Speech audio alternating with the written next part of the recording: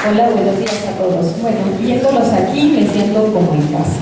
Así que voy a empezar platicándoles un poco de este proyecto que estoy realizando en BIFAC AC. Y para empezar voy a comenzar con una anécdota de casa.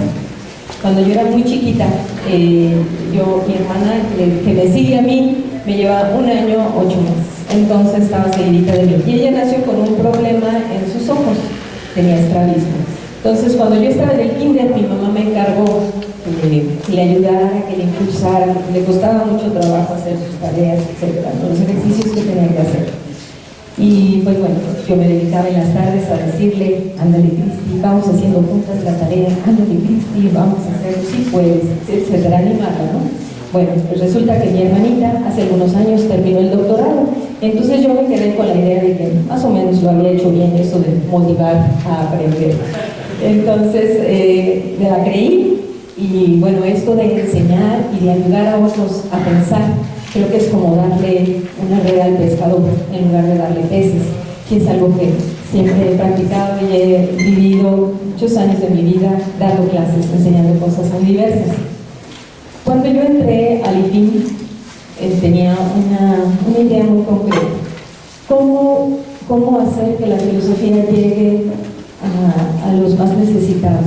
¿Cómo ayudar a que la filosofía vaya transformando el mundo, empezando por las realidades de las personas?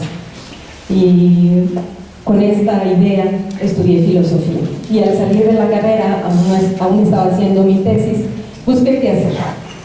Curiosamente, en un mismo día recibí 3 mensajes diferentes: un camión, un volante y un espectacular que hablaban de BIFAC AC.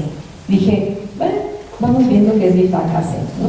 Y así fue como fui a las instalaciones de BIFAC AC y les vamos aquí, mientras voy platicándoles, van a pasar algunas fotografías.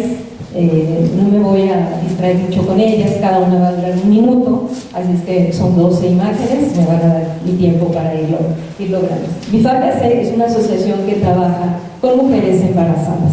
He tenido ahí aproximadamente 230 alumnas en estos 3 y piquito años que llevo trabajando ahí. Son chicas de estratos sociales generalmente muy pobres, embarazadas, solas, sin apoyo familiar, con historias familiares muy difíciles, como se podrán imaginar, violaciones, humillaciones, abandono, maltrato, qué sé yo, ¿no? Son vidas muy difíciles y llegan al IFAC con mucha ansiedad, con mucha angustia, con mucha incertidumbre. Y ahí es donde pensé yo que estaba mi posible tarea de la filosofía. Cuando yo recurrí a la trabajadora social que coordinaba este proyecto, ella me dijo que lo que era muy importante para las chicas era que aprendieran a decidir, que aprendieran a tomar conciencia de los elementos que tenían que tomar en cuenta para saber qué iban a hacer al salir de BIFAC. Iban a tomar decisiones muy importantes, sobre todo la de qué iban a hacer con ese bebé, si se lo iban a llevar, si tenían las condiciones para darle una vida digna a ese bebé o si mejor era darlo en adopción. Me indicó que había que respetar mucho la libertad de las chicas, que había que evitar toda manipulación o toda presión, incluso por ellas mismas, porque se culpabilizan.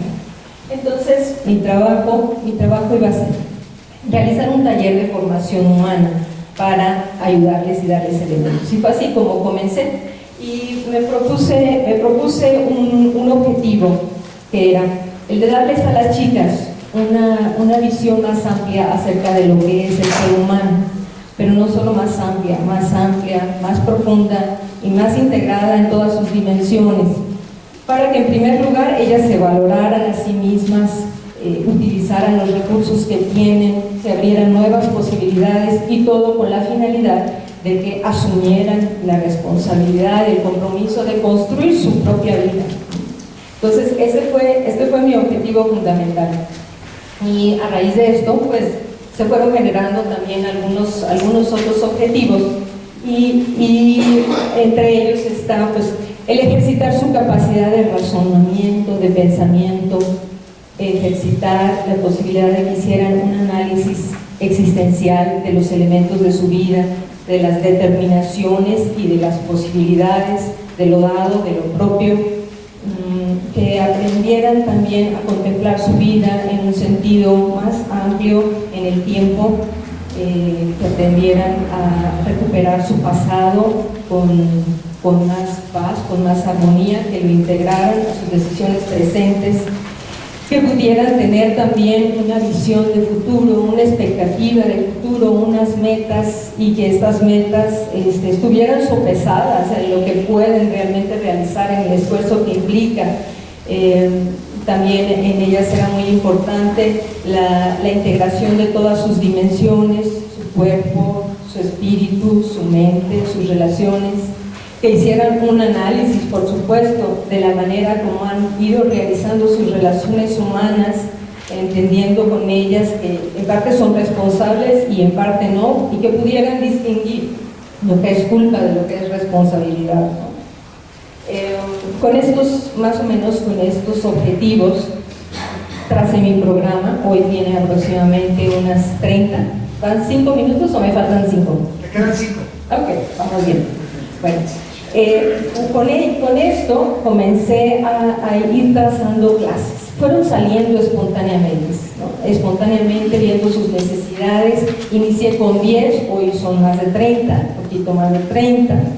Y creo que si puedo articular esas clases, su porqué, y dar razón filosófica de por qué están ahí esas clases, podría decir que hay 5 ejes, ¿no? Un eje es el eje del análisis existencial, ¿no? Un eje filosófico, que puedan hacer una revisión, un discernimiento de los elementos, de los signos que hay en sus propias vidas, y que lo hagan también con un sentido ético, con un sentido de responsabilidad en su autoconstrucción.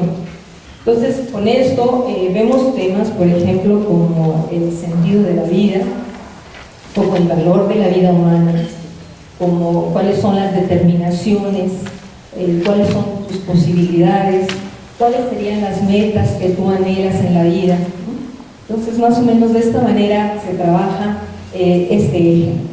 Luego también tenemos nosotros un eje que es el eje que yo le llamo el eje antropológico, en el cual vemos las dimensiones del ser humano, abordamos su dimensión corporal, toman conciencia de quiénes son ellas, qué es su cuerpo, cómo su cuerpo les ayuda a su propia realización y cómo ellas tienen una responsabilidad en el cuidado de su cuerpo.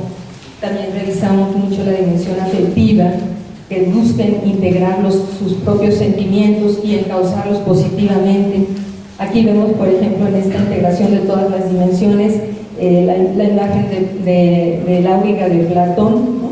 Como ese yo, ese espíritu que busca coordinar el trabajo de los otros caballitos.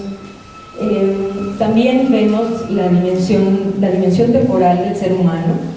Por supuesto vemos otras dimensiones, pero voy a hacer énfasis en algunos de los ejes principales.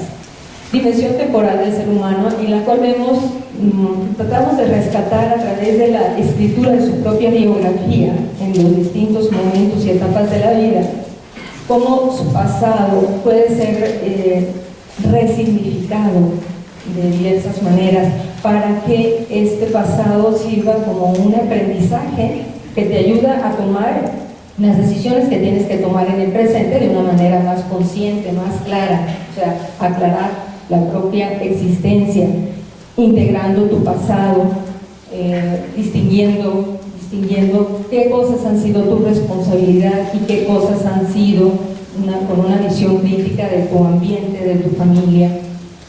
Y en esta visión temporal también incluimos la visión de futuro, ¿no? Las ayudo mucho a que vean los pasos para el trazo de su propio proyecto de vida, a que tengan una visión esperanzadora acerca de sí misma, pero al mismo tiempo realista. Entonces esta es la visión temporal. Después nosotros tendríamos otro elemento muy importante, que es que hagan un análisis crítico de sus relaciones. Entonces vemos lo que han sido sus relaciones, hacen una revisión de las distintas formas de relación, de sus relaciones familiares, fraternales, con sus padres, de sus relaciones de amistad y, muy importante, sus relaciones de pareja. Entonces, ellas mismas revisen a la luz de los conceptos que integramos entre todas en el diálogo, revisen cómo han sido sus relaciones, si han sido constructivas o destructivas.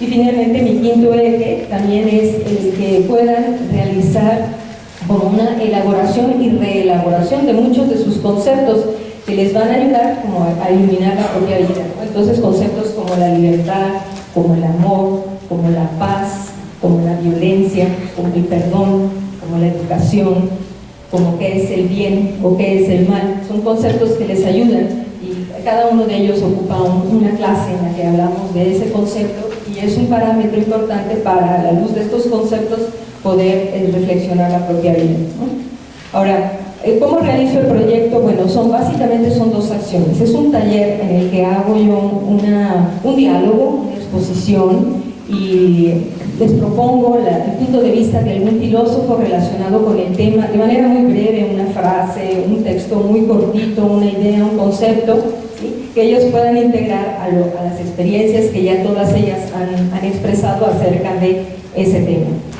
Posteriormente las pongo a hacer un trabajo escrito, su trabajo personal, el ejercicio filosófico de pensar, de discernir, de contrastar lo visto con la propia vida es por escrito y al final comparten ellas lo que gusten compartir acerca de lo que escribieron o de lo que les pareció importante de clase, ¿no? También hacemos algunas dinámicas y algunos ejercicios más plásticos, más estéticos, que son muy importantes porque tienen una manifestación simbólica y porque también entre ellas tengo algunas con discapacidad mental. Por otro lado, cuando alguien quiere, al final de clase podemos tener un encuentro personal, una consejería filosófica en donde les ayudo pues, a aclarar, a discernir algún punto de lo visto en clase o alguna inquietud que ellas traigan ahí. Esto es voluntario y es personal, la consejería. ¿Qué puedo decir finalmente de este trabajo en DeFi?